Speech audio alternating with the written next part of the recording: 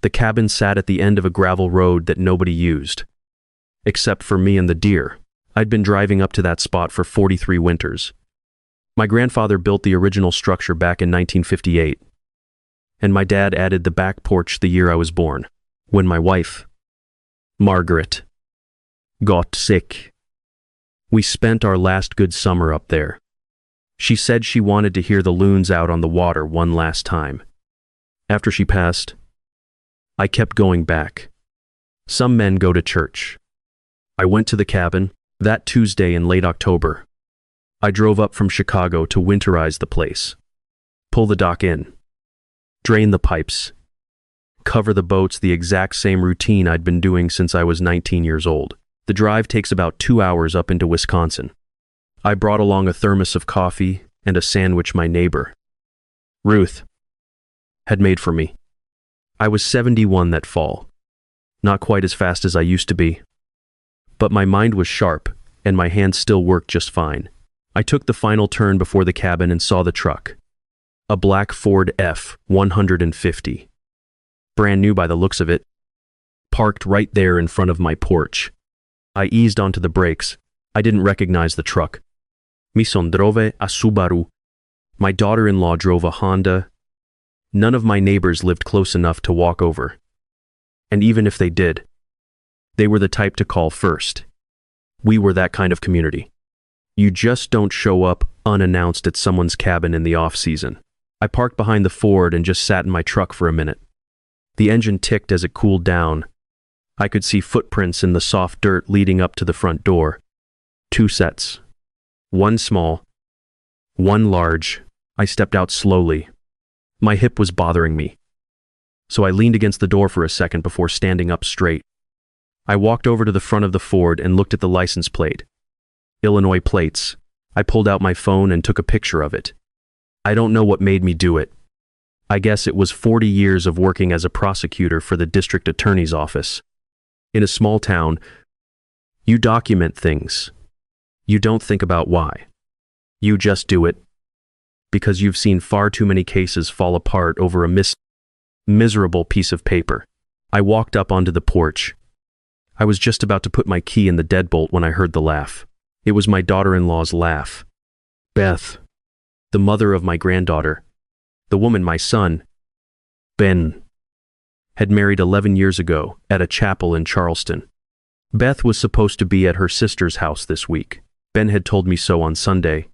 He said Beth was visiting Marie down in Rockford, while he took our granddaughter, Sophie, down to Disney World. The trip had been planned for months. Sophie even had a little Mickey Mouse suitcase. I'd given her a $200 bill for spending money. Then, I heard a man's laugh. Too deep, carefree. The laugh of someone who felt right at home. I took my hand off the doorknob, moving as slowly as if I were defusing a bomb. I stepped off the porch and circled around the side of the cabin toward the kitchen window. The blinds were pulled halfway down, but the slats were open. Through the gap, I could see the kitchen table, the same table where I had eaten dinner alone every weekend for the past 3 years.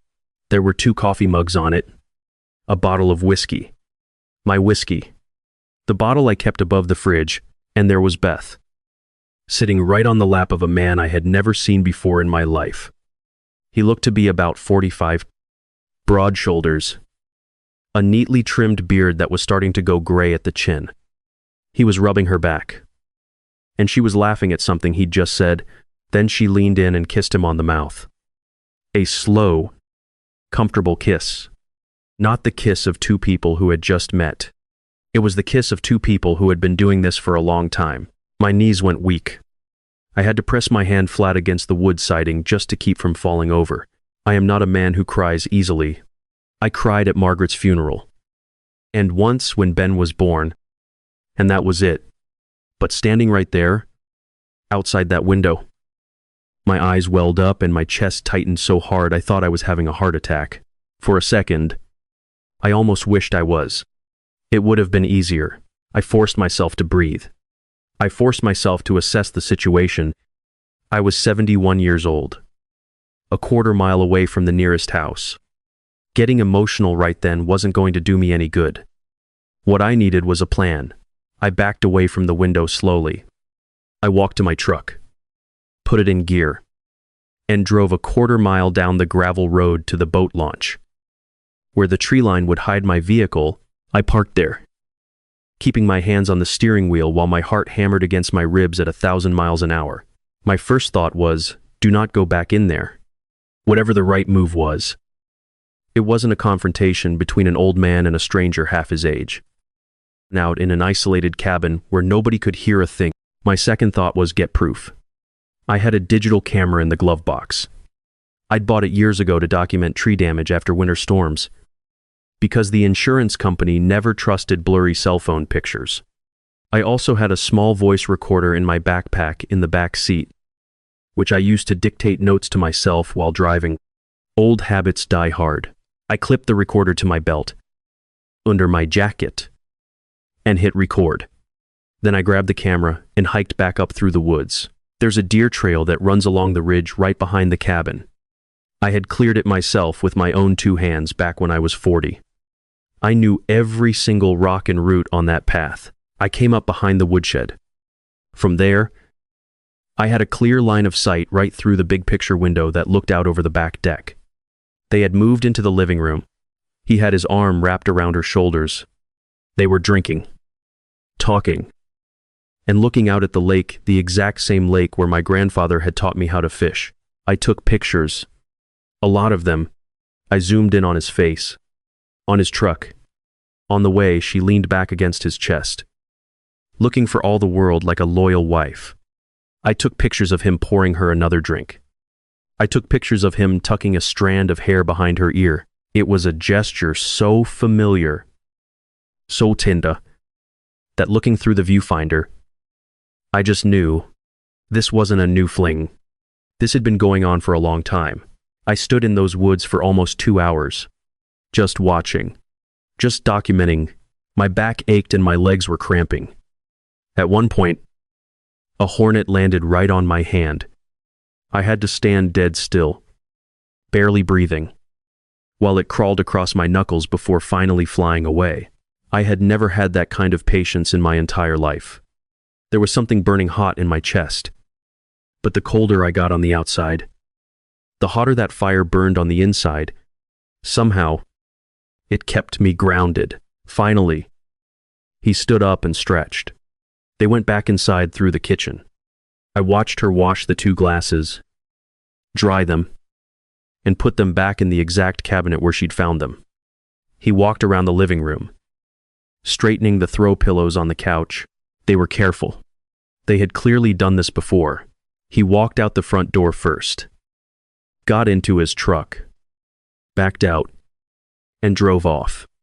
I crouched behind the woodshed and snapped a few more photos of his license plate from a different angle, and caught his face clearly through the windshield. About 10 minutes later, Beth walked out. She locked the deadbolt using a key from her own keyring. I had given that key to Ben 15 years ago. I guess he must have handed it over to her at some point. She got into her Honda and drove off in the opposite direction. I waited a long time before I walked back up to the cabin. I unlocked the door with my own key and walked slowly through the room. The whiskey bottle was back on top of the fridge. The coffee mugs were drying upside down on a dish towel. The couch cushions were perfectly fluffed. If I hadn't seen it with my own 2 eyes, I would have walked right into that cabin and never suspected a damn thing. I walked upstairs. The guest room was the only bedroom on the 2nd floor. The bed was made, but the quilt was pulled a little too tight on one side and loose on the other. The pillows on the right side were stacked up, like someone had been leaning against the headboard. There was one long blonde hair resting on the pillowcase, the exact same shade as Beth's. I stood in the doorway of that guest room and felt something that wasn't exactly grief, and wasn't exactly rage. It was both, mixed with something much older. My granddaughter, Sophie, had slept in that room every Christmas Eve since she was 3 years old. She had drawn pictures of the lake with crayons that were still sitting in the nightstand drawer, and her mother had brought a stranger into this house to use the very same bed where my granddaughter slept. I went back downstairs and sat at the kitchen table. I put my head in my hands and just let myself feel the weight of it all for exactly 1 minute. I watched the second hand sweeping across the wall clock. My dad had hung up in 1969. When that minute was up, I stood up, made myself a sandwich, and started writing on a yellow legal pad. I knew exactly what I was up against. 40 years of prosecuting cases had taught me exactly how this game is played. I'd seen what happens when a man finds out his wife is cheating and reacts on pure emotion. He yells. He confronts her. He demands answers. And by the time he stops to think about the consequences, she's already spun her own version of the story, hidden the money, hired a shark of a lawyer, and turned the kids against him. By the time the divorce papers are filed, the cheater has a 6-month head start. I was absolutely not going to let that happen to my son. The very first thing I did was call an old friend of mine named Don. Don and I had worked in the same judicial district for 30 years. I was the ADA, and he was the lead investigator who built half my cases. He retired the same year I did. And now he ran a small private agency out in Rockford, doing background checks and divorce investigations for high-end law firms. Don didn't ask questions. He never did. I gave him the license plate number, described the man, and told him I needed everything he could legally find. Then I locked up and drove home. I drove the 2 hours back to Chicago in dead silence. I didn't speak to a single soul, and I didn't cry, though I had to pull over onto the shoulder twice because my hands were shaking so badly. When I got home, I brewed a pot of coffee, sat in my study, and waited. Don called me back the following afternoon. The truck was registered to a man named Pete Harris, 46 years old. He lived in Belvidere, just outside Rockford. Married for 19 years to a woman named Diane. 2 kids in high school, a boy and a girl. Pete ran a small contracting business that did high-end remodels and built custom decks out by the lake in Wisconsin. He'd actually built additions for several families around my cabin. That was probably how he and Beth met. Ben had hired Pete's company 2 summers ago to remodel the master bathroom in their Chicago home. It all clicked into place. I remembered a crew of guys working at the house for 3 weeks. I remembered Beth coming over to my place with Sophie, complaining that she just couldn't stand the construction dust. I told Don to dig deeper. Phone records, hotel receipts, credit card statements, whatever he could pull. I told him I'd pay whatever it cost. He said it might take a couple of weeks. I told him to take all the time he needed. 2 weeks turned into 3. Don was nothing if not thorough. When he finally showed up at my house in person to hand over the file, it was the 2nd week of November. The trees had already lost their leaves. He dropped a thick manila folder on my kitchen table and said, "You better sit down for this." Bob. The affair had been going on for 2 years and 4 months. Pete had taken Beth to hotels in Lake Geneva, Galena, and once down to Asheville for a long weekend. Beth had told Ben she was attending a real estate seminar. There were credit card receipts for jewelry, expensive dinners, and a charge at a luxury boutique hotel in Door County on a night Beth had claimed she was at a friend's bachelorette party. But Don had found something else. 2. Bank statements. Beth worked part-time as a real estate agent. She made decent money, but nothing compared to Ben. Ben was a corporate accountant with a very heavy salary, because he handled the big picture. Beth managed the day-to-day accounts. That gave her a lot of wiggle room. Over the last 18 months, she had quietly siphoned almost $60,000 out of their joint checking accounts, always in small chunks. Some of it went into an individual checking account in her name that Ben didn't know about. Some of it had been wired directly to Pete's construction company for consulting fees she supposedly subcontracted out. The rest was just pulled out as straight cash withdrawals. I sat at my table, staring at Don. I think the only thing I said for a solid minute was, "Me God." Pete was in deep trouble. 2. His construction business had been circling the drain for 3 years. He had massive loans taken out against his workshop. He was behind on paying his subcontractors, and one of his suppliers had slapped a lien on him in September. Don's theory was that Beth had been quietly injecting him with cash to keep his business afloat. Whether she knew how bad it was, or if she honestly thought she was investing in their future together, Don couldn't say. I thanked Don, wrote him a check, and walked him to his car. He stopped with his hand on the door, looked at me, and asked, "Are you doing okay?" "Old friend." I looked back and said, "No, but I will be." He nodded. "Call me if you need anything else," he said, and drove away. I went back inside and sat with that folder in front of me for a long time. I thought about my son. Ben was 38. He had Margaret's eyes.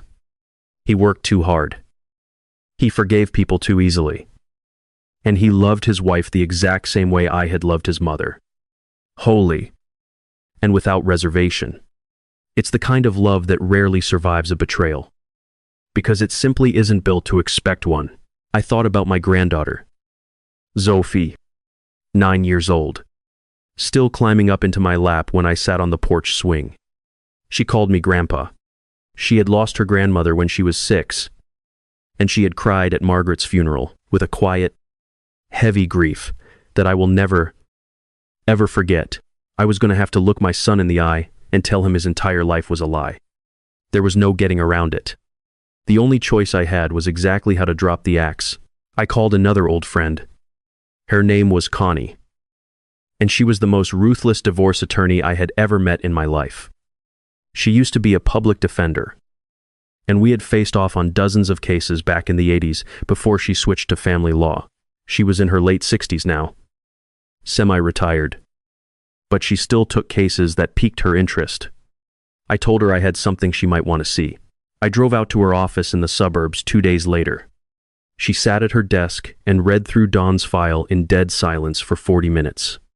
When she finally finished, she closed it, pushed her reading glasses up onto her head, and looked at me. She said, "Your daughter-in-law just did your son a massive favor." I asked her what she meant. "The law leans toward a 50-50 split of marital assets," she explained. "But when you introduce marital misconduct that involves the dissipation of assets, the whole board changes. She has been funneling $60,000 of his money to finance her affair. That isn't just infidelity, Robert. That is financial fraud against the marital estate." She tapped the folder. "We can argue that in court and use it to leverage a heavily disproportionate settlement in his favor. And as for custody, with a 9-year-old girl involved, a deep, calculated pattern of deception over 2 years speaks directly to poor judgment, dishonesty, and an unstable moral environment. We'll push for him to get primary physical custody, and with this file, we'll probably get it." She pulled her glasses off and pointed them at me. "But timing is absolutely everything. If she catches wind of this before he files, she will drain the accounts, she will manipulate the child, and she will start spinning a narrative. We have to move fast, and we have to move quietly. Have you told your son yet?" "No." I said, "When?" "Friday." She nodded. "Don't wait any longer than that. And the second you tell him, you have him call me. Right then and there." I drove home and didn't sleep a wink that night. I just stared at the ceiling, figuring out the logistics. The next morning, I called Ben. I told him I needed him to come over for dinner on Friday. I framed it as a legal issue, told him I needed his help reviewing some old probate paperwork. I kept my voice casual, made it sound like an annoyance. He said, "Sure thing. Dad, I'll be there at 6. I hung up and sat out on the porch with my coffee for an hour. But before that dinner happened, I had one more phone call to make. I'd been thinking about Pete's wife, Diane. I'd been thinking about her for 2 weeks. There was a surveillance photo of her in Don's file, taken outside her workplace. I'd stared at it more than once. She looked to be about Beth's age, maybe a year or 2 older. Brown hair pulled back in a tight bun. Exhausted eyes. Wearing hospital scrubs. According to Don, she worked 60 hours a week as a head cardiac nurse at a regional hospital. Pete's late nights and weekend trips had been easy to cover up, because she was practically keeping the hospital running by herself. She had no idea. I thought about my Margaret.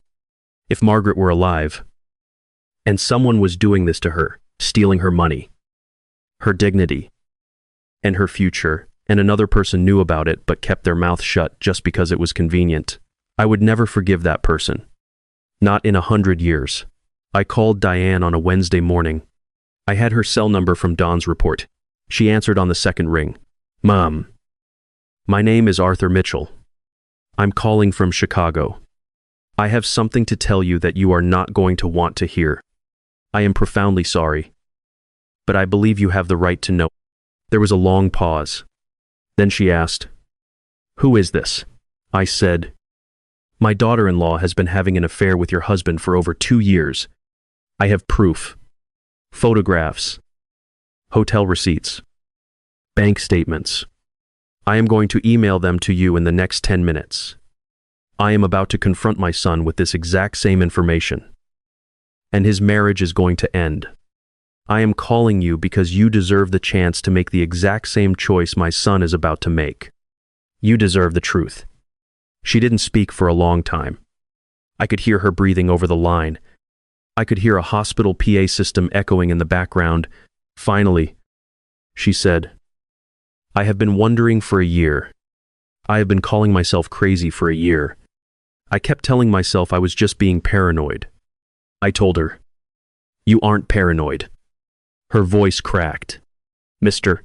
Mitchell, send me everything."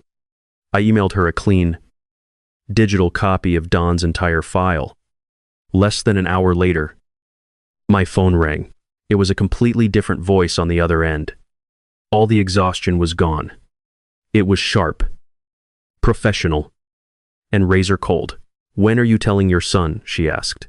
"Friday." I said, "Will you tell me exactly what time?" she asked.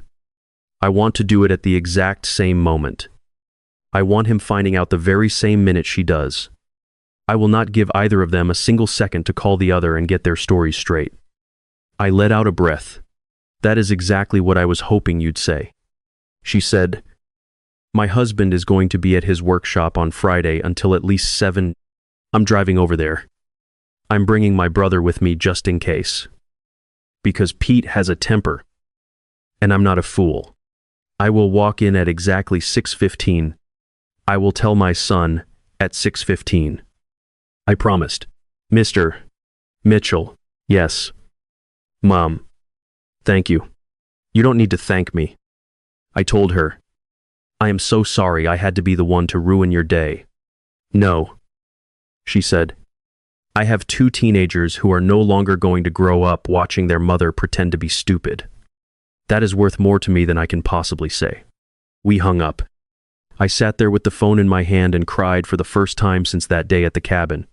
Not for me, but for her, for my son, for the kids, hers and ours. I cried over the incredible, sweeping devastation that selfish people drag into the lives of decent folks. Friday rolled around. Ben walked up the driveway at exactly 6 o'clock. Right on time. Just like he had since he was a boy. He gave me a one-armed hug at the door and asked what was for dinner. I told him, "Sit down at the table." "Ben, we aren't eating just yet." He sat down. I poured him a heavy glass of whiskey and set it in front of him without asking. I sat down across from him. Dawn's folder was sitting on the empty chair beside me. I looked my son in the eye and said, "I have something to tell you that is going to break your heart. And I would give absolutely anything in the world not to be the one doing it." His face went completely rigid. "What's wrong? Is it your health? Are you sick?" "No," I said gently. "I'm fine. It's about Beth." I told him about my trip to the cabin. I told him about hearing her laugh through the door. I told him about taking the photos and about walking away. I told him about hiring Dawn and waiting 3 agonizing weeks. Ben didn't say a single word. He just sat there, his hands resting flat on the table, listening. The color slowly drained right out of his face. I told him about Pete, about the 2 years and 4 months, About the hotels in Lake Geneva and Asheville, I opened the folder and started sliding the documents across the table. The credit card receipts, the flight logs, the photos. He picked up a high-resolution photograph of his wife sitting on Pete's lap. He held it for a very long time. His hands started to shake. Then I told him about the money. I think the money was the final hammer blow that shattered whatever armor he had left. He pushed his chair back, stood up, walked over to the living room window, and just stood there with his back to me, his shoulders hitched up and down. He was sobbing, but he wasn't making a sound. I didn't get up. I just let him let it out. After a few minutes, he wiped his face with his sleeve, walked back over, and sat down heavily in the chair. What do I do? Dad, he whispered. I already spoke to Connie. I told him, you remember Connie. She handled probate when your mom passed. She is the most vicious family law attorney in this state, and she is fully prepared to take this to war. We file the papers on Monday morning. We lock down custody of Sophie. We protect what's left of your retirement accounts. But we have to move right now. He swallowed hard. When do I confront her? I looked at the clock. Today, at 6:15. That's in exactly 8 minutes. But there's one more thing. I told him about Diane. I explained that she was walking into Pete's workshop at this very second. I explained exactly why we were doing it this way. He nodded slowly. He understood it. He was his mother's son. And he had a very deep, fundamental sense of justice. Where is Beth right now? He asked, his voice hardening. She's at your house in the city. I said, I called Marie down in Rockford yesterday. I asked her to take Sophie to the movies tonight. She agreed without asking questions. Marie is a good woman. She loves her sister.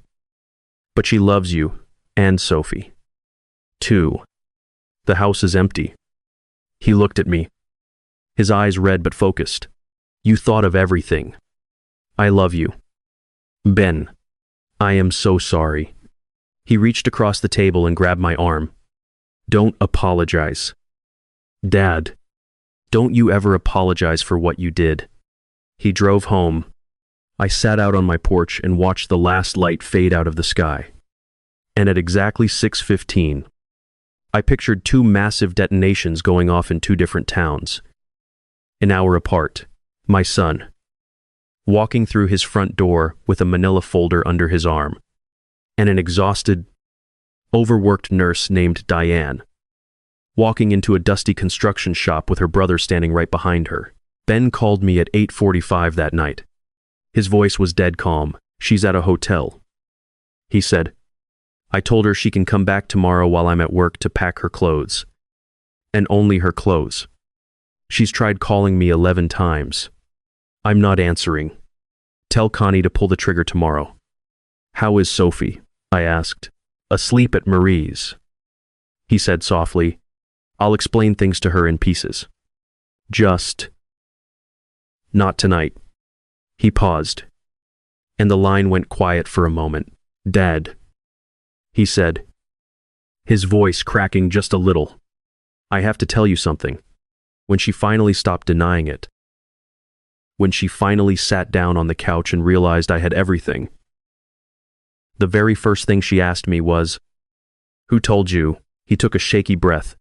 The second thing she said was, It was your father, wasn't it? He let out a dry, hollow laugh. She didn't ask if I was okay. Dad? She didn't beg for forgiveness.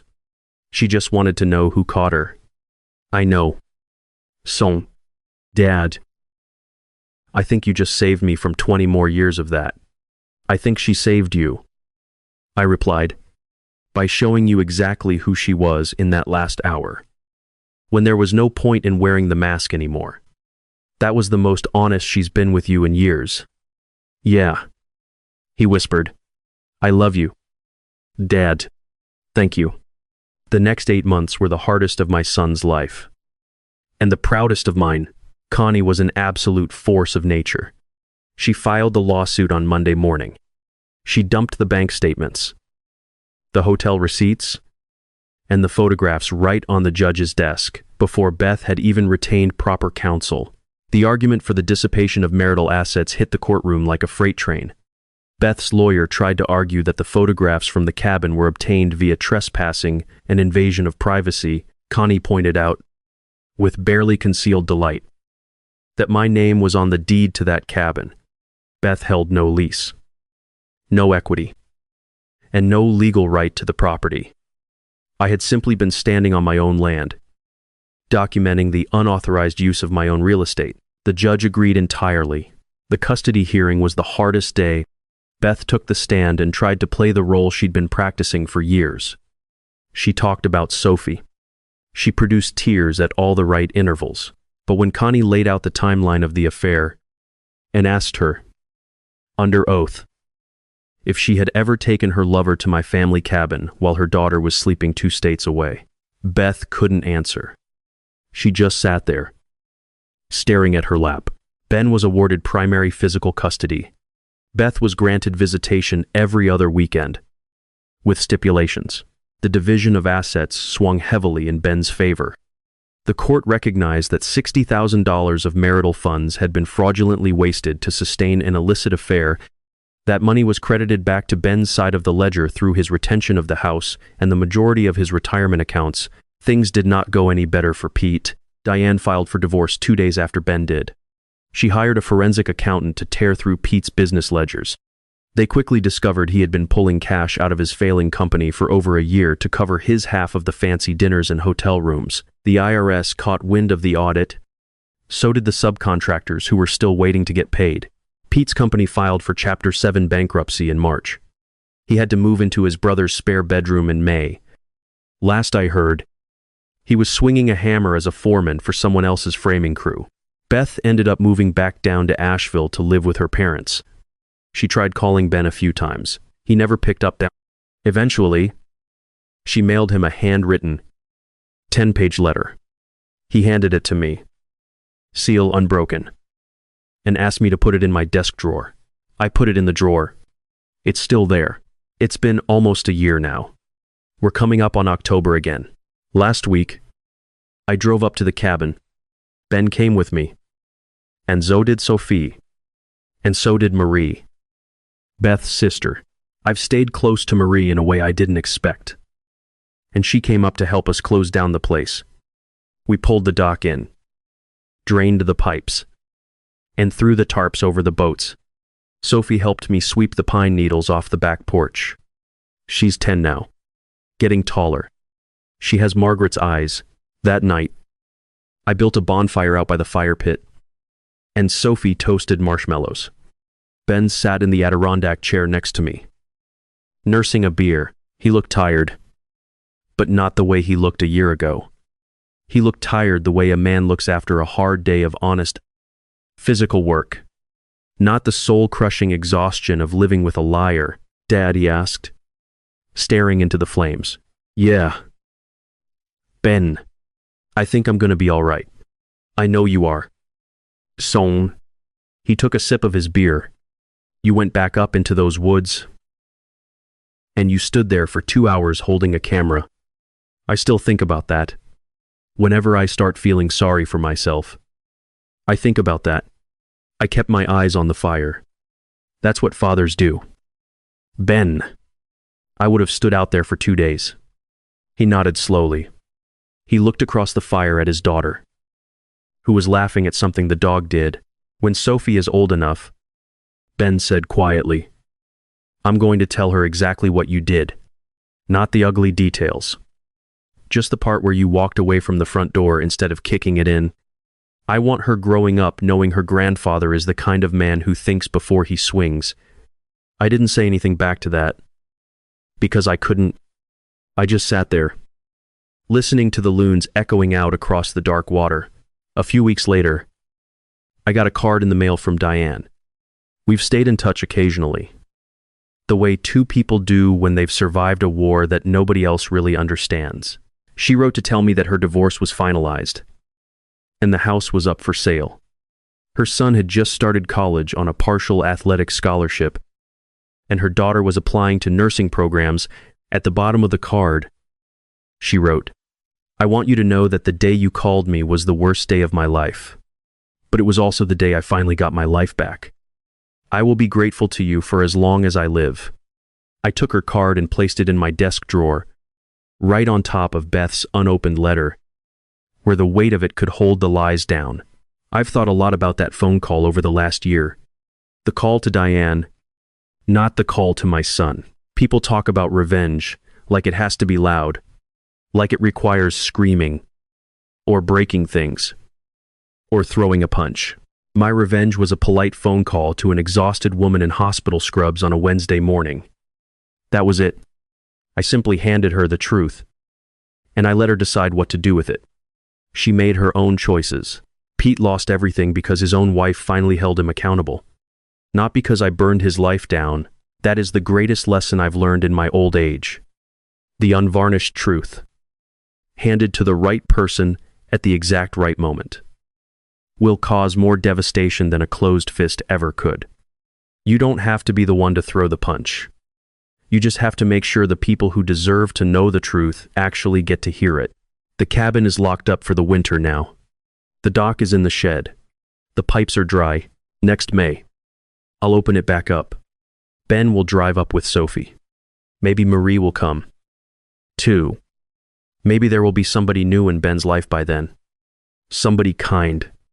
Somebody worthy of him. I certainly hope so. He is far too good a man to spend his life alone.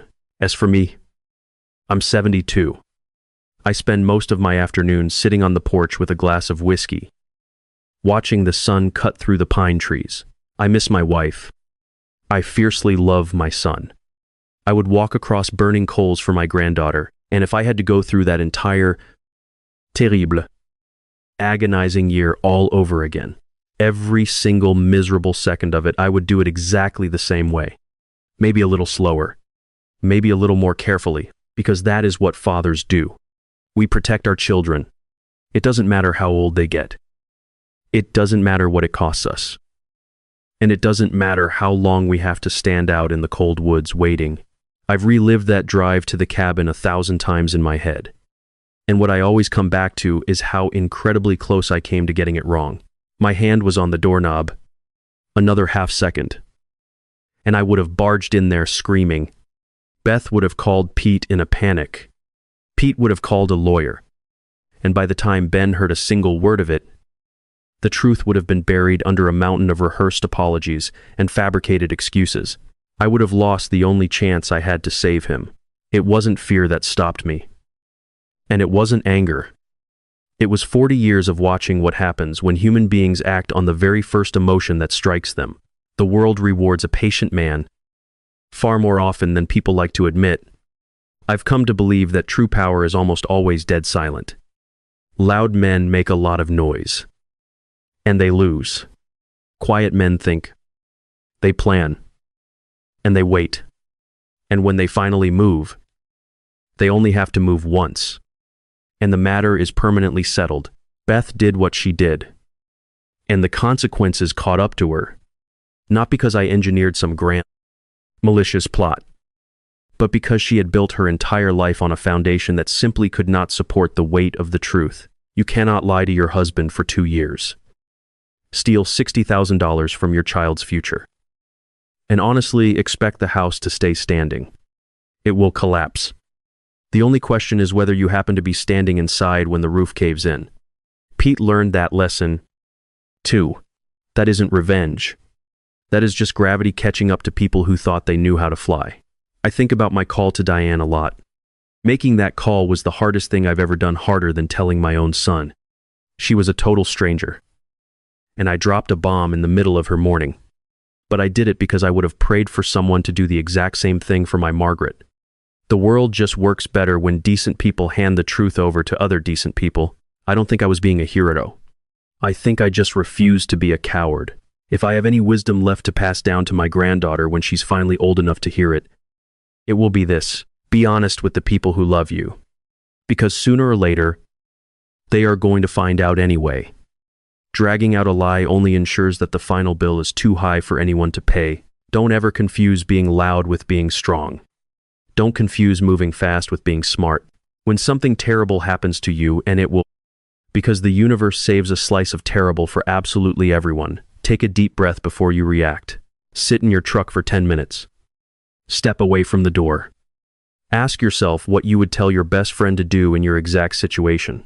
And then, go do exactly that. Ben is putting his life back together. Sophie is smiling again. Diane is building a new life out in Belvedere. And I will keep driving up to that cabin every October. I will pull the dock in. And I will drain the pipes. The exact same way my father taught me. And I will keep doing it until my legs absolutely refuse to carry me anymore. And for now, that is more than enough.